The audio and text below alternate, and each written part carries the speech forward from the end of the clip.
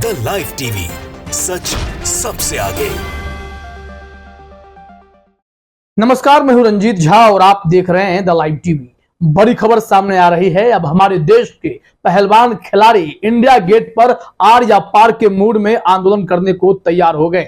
महाआंदोलन की फिर से चेतावनी दे दी गई है। हालांकि इंडिया गेट पर इस बात की जानकारी मिलते ही भारी पुलिस फोर्स की तैनाती कर दी गई है। प्रशासन मुस्तैद हो गया है। वही प्रशासन जो सांसद बृजभूषण शरण सिंह को गिरफ्तार भी कर सकता है, लेकिन यहां पर पहलवानों को रोकने के लिए मुहिम छेड़ दी गई है, ताकत दिखाई जा रही है। लेकिन दूसरी तरफ जो बड़ी खबर सामने आई है उसके मुताबिक अंतरराष्ट्रीय ओलंपिक समिति और यूनाइटेड वर्ल्ड रेसलिंग ने भारत के लिए बड़ी चेतावनी जारी कर दी है।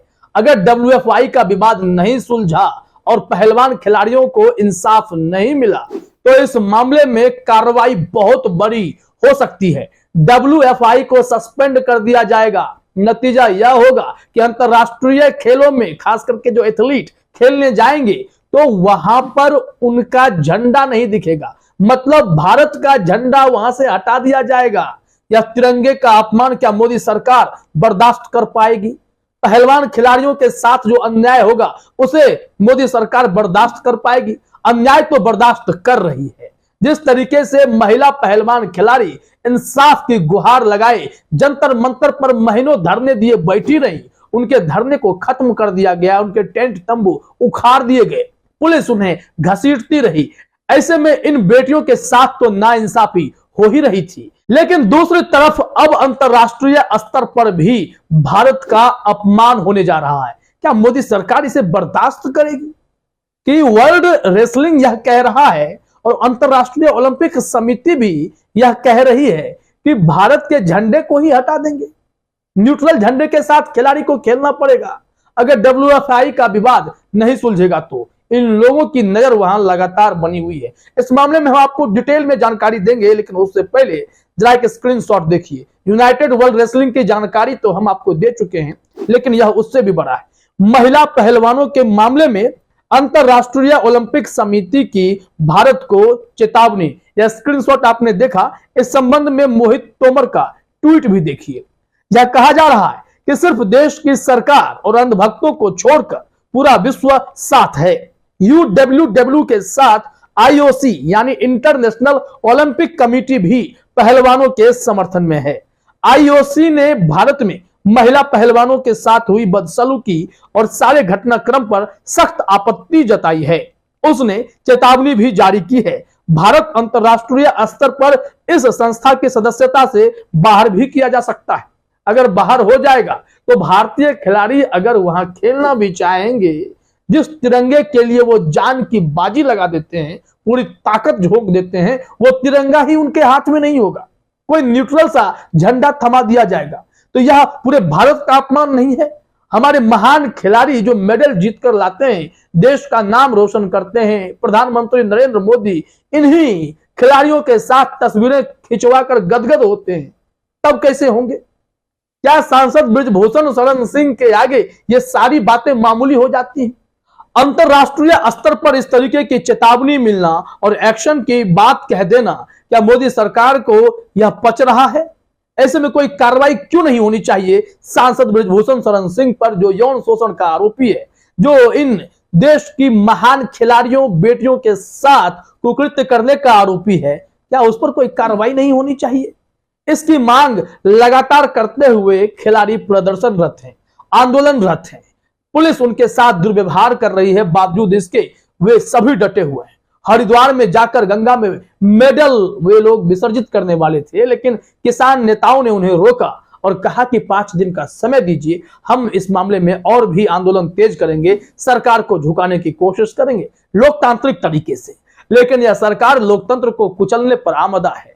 अब इन्होंने मेडल किसान नेता के पास रखा तो वही सांसद बृजभूषण शरण सिंह इनका मजाक उड़ाते हुए कह रहे हैं कि ये तो गए थे गंगा में मेडल बहाने, 15-15 रुपए के मेडल को बहाने, ये तो किसान नेताओं को दे आए, टिकैत जी को दे आए। तो इस तरीके की ओछी टिप्पणी भी इस वक्त सांसद बृजभूषण शरण सिंह करते नजर आ रहे हैं। लेकिन अंतरराष्ट्रीय स्तर पर जब भारत का तिरंगा झंडा बैन कर दिया जाएगा, भारत को अगर खेलने का मौका भी मिला तो उसमें भारत की कोई पहचान नहीं होगी, तो फिर यह क्या मोदी सरकार को बहुत अच्छा लगेगा? इसको लेकर भी खूब चर्चा हो रही है।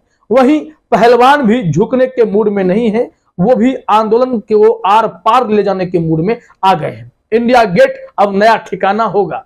हालांकि प्रशासन उन्हें मंजूरी नहीं दे रहा है, बावजूद इसके इन लोगों ने ठान लिया है कि जब तक आरोपी पर कार्रवाई नहीं होती है तब तक यह आंदोलन थमने वाला नहीं है।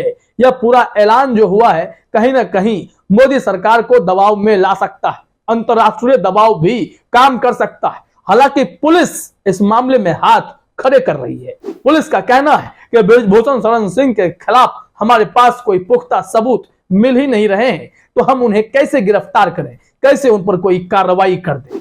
आश्चर्य तो तब होता है जब इतनी बेटियां महीनों महीनों प्रदर्शन कर रही हैं। अगर वो गलत होता तो इतने दिन तक वो पुलिस के द्वारा क्यों घसीटवाए जाते, क्यों इतने दिनों तक आंदोलन करते और अब आमरण अनशन की भी चेतावनी दे रहे हैं। तो ऐसे में क्या ब्रिजभूषण शरण सिंह ही सही होंगे? क्या पुलिस को वाकई में कोई सबूत नहीं मिल पा रहा है? क्या अंतरराष्ट्रीय दबाव का भी कोई बड़ा असर इन पर नहीं पड़ने वाला है? तमाम ऐसे सवाल कौंधने लगे हैं। अब जरा अपने स्क्रीन पर एबीपी न्यूज की वो खबर देखिए जिसमें यह भी कहा गया है कि अगर WFI सस्पेंड हुआ तो भारत का झंडा अंतरराष्ट्रीय खेलों से हटा दिया जाएगा। एबीपी न्यूज ने लिखा है कि इसके साथ ही सरकार को मामला सुलझाने के लिए 5 दिन का अल्टीमेटम दिया गया है। वहीं रेसलर्स के आंदोलन की गूंज अब अंतरराष्ट्रीय स्तर पर भी सुनाई देने लगी है। रेसलिंग के सबसे बड़े संगठन ने भी इस मामले में बयान जारी कर चेतावनी दी है। यूनाइटेड वर्ल्ड रेसलिंग ने आंदोलन कर रहे पहलवानों के हिरासत में लिए जाने की निंदा की है। संगठन ने चेतावनी देते हुए कहा कि अगर 45 दिनों के अंदर भारतीय कुश्ती महासंघ के चुनाव नहीं होते हैं तो WFI को सस्पेंड किया जा सकता है। अगर ऐसा होता है तो भारतीय एथलीट आगे के मैच देश के झंडे के साथ नहीं खेल पाएंगे। उन्हें अंतरराष्ट्रीय प्रतियोगिताओं में न्यूट्रल झंडे के साथ उतरना होगा। यह बहुत बड़ी चेतावनी है। अब अंतरराष्ट्रीय ओलंपिक समिति ने भी यही चेतावनी जारी करते हुए कह दिया है इस भारतीय कुश्ती महासंघ को अंतरराष्ट्रीय लिस्ट से बाहर किया जा सकता है। अंतरराष्ट्रीय खेल में वो भारत का झंडा लेकर हिस्सा नहीं ले सकते हैं। ऐसे में तिरंगे का अपमान होता रहे, क्या मोदी सरकार बर्दाश्त करेगी? बार बार यही सवाल गूंज रहे हैं, लेकिन इसका जवाब मोदी सरकार देने के पक्ष में दिखाई नहीं पड़ती है। ऐसे संवेदनशील मामले पर इस सरकार को फर्क पड़ भी कैसे सकता है जो गांधी की विचारधाराओं को तिलांजलि देकर सावरकरवादी सिद्धांतों को अपनाने में लगी है। अब जरा देखिए कि अंतरराष्ट्रीय स्तर पर भारत का झंडा अगर नहीं दिखेगा तो भी मोदी सरकार इस मामले में कुछ नहीं करेगी।